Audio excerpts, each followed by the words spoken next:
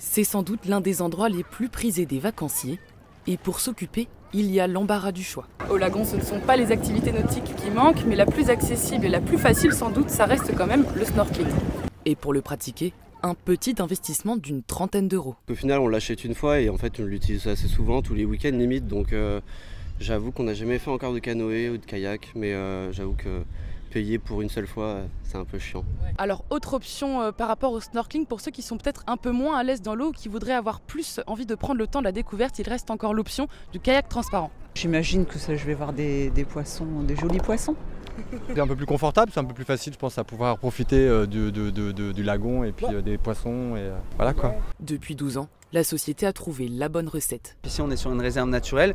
On a à la fois un espace qui est protégé, mais un espace qui est aussi ouvert aux activités nautiques. Donc il faut trouver le juste milieu entre profiter du milieu des observations et ne pas l'abîmer tout simplement.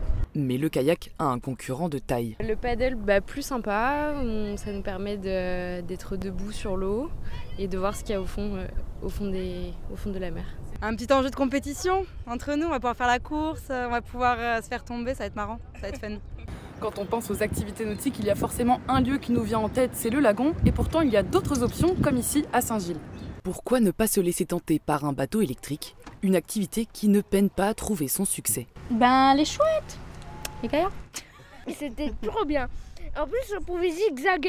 Moi, j'ai fait zigzaguer, sauf que j'avais peur parce que ma mère, elle sait pas conduire. Franchement, c'était bien. C'est vrai que je sais pas conduire, mais c'était facile. J'avais beaucoup de locaux, oui, et beaucoup de clients fidèles. Là, les enfants, ils peuvent vraiment conduire eux-mêmes.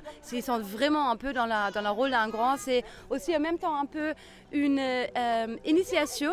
La gérante a même investi dans 6 nouveaux bateaux pour les prochaines grandes vacances, de quoi attirer toujours plus de nouveaux clients.